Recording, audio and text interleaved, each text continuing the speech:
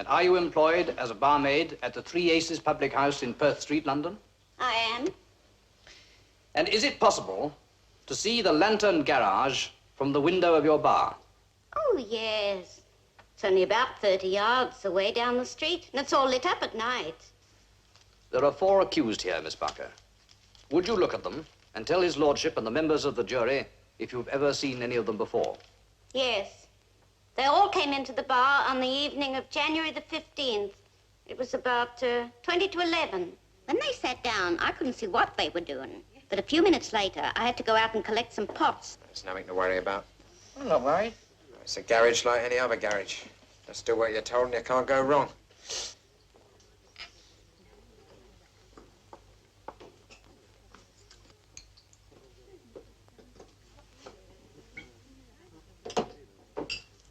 Ah, come on, let's have it away. Yeah, I'll stand it like this. Look at this cigarette packet, would you? Do you recognize it? Yes, this is the one. You see the drawing on it. Did you see who did that drawing? Yes, it was that one. And what were the others doing while he was making the drawing? Oh, they kept looking at the garage.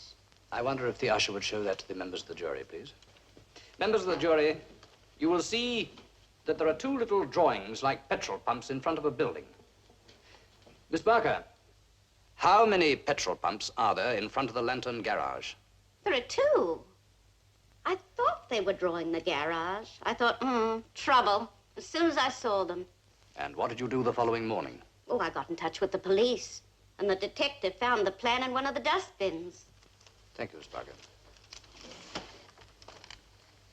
I thought, oh, trouble as soon as I saw them. That's what you just said. Why did you think trouble, Miss Barker? I'm expecting trouble all the time in that district. Let me put this to you, Miss Barker. If an identical situation had arisen and the 4 defendants had been dressed in city suits with their hair cropped, you wouldn't have thought trouble then. No, of course not. I know this type. No more questions?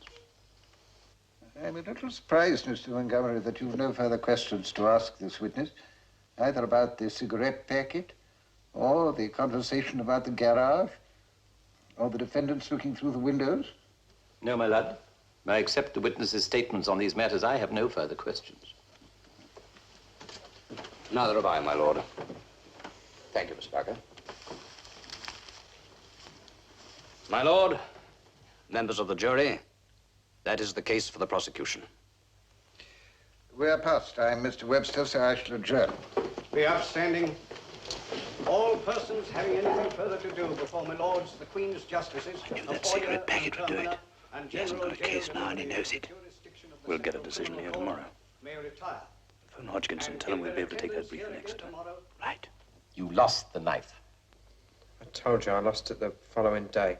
Don't you understand, Coulter? If you'd lost it that evening, somebody else might have picked it up and used it. The man has identified your knife. It couldn't have been mine. Why are you so certain you had it the next morning? So I told you I put it by my bed. Did any of the rest of you see it after that? You may have lost it, Stan. I didn't see it.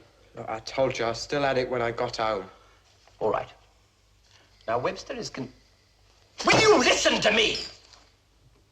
Webster is conducting this case with a view to blackening your characters to such an extent that you'll be found guilty, knife or no knife. Every time I ask you if what the witnesses say is true, you tell me it is. It's hopeless. I can't go on shouting circumstantial evidence forever. You've got to give me something to go on. You've got to tell me about that evening. Look, we've told you. You haven't told me a thing. Look at the statements you made to the police. You confirm everything they say. You threatened an old man. You've admitted it. You took a pound off a girl. You've said so. She gave it to me. You deliberately slashed the rubbish bin. You've owned up to it. Don't you understand? This is hooliganism. And you spread your net right across London. Whose side are you supposed to be on? I thought you were defending us. What have you given me to defend? You throw a man's fare right across the bus? Why are you using a knife on the top of a London bus? Cleaning your nails. Don't believe anything we tell you, do you? If I believed you, don't you understand? You'd be found guilty on your own admission. You spread your net of terrorism half over London. Now then, listen to me. You knocked down an old woman at the bus stop. I was going to apologize. Not good enough. I want more than that. Tell you, I was going to apologize. Yes, well, don't keep on saying that. I've got that down here. Don't keep on saying it like a parrot. Why were you looking through the side door of the garage? Yeah, that's right, and I seen a cash box, but I wasn't looking at that. I can't remember what it was. Well, you're going to have to remember it if we stay here all night. What are you trying to hide that's more important than your own skin, you idiot? Lay off him. I'm not paid to lay off him. Leave him alone, you fat old... He didn't mean it. Billy, why is fat a swear word? I didn't mean it. But you did. You used it as a swear word. No, he didn't. He didn't use it as swear. He just called you fat. Yes, he did. No, he didn't. Don't try and teach me about that word. Good gracious, I knew about that word long before any of the rest of you were born. I've never been allowed to forget it. Well, you keep going on about it. You said he's sorry, didn't he? What difference does that make? Does it help him understand why he said it? Does it help him understand what happened to me when he did say it? I was back again at school, standing as far away from the swimming pool as possible. Why? Because I didn't want to be pushed in, you chump. Work it out for yourself. A fat boy has to stay at the back always. If he doesn't, you can depend upon some bright youngster singing out, "Look at that fat man." Well, now, we've dealt with fat boys.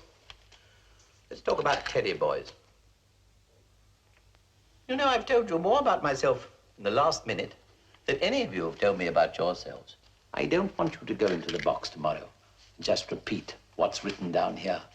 I want the court to hear what Ginger and Barney and Stan and Billy are really like behind this great, tough act. And remember, you'll be dealing with Victor Webster.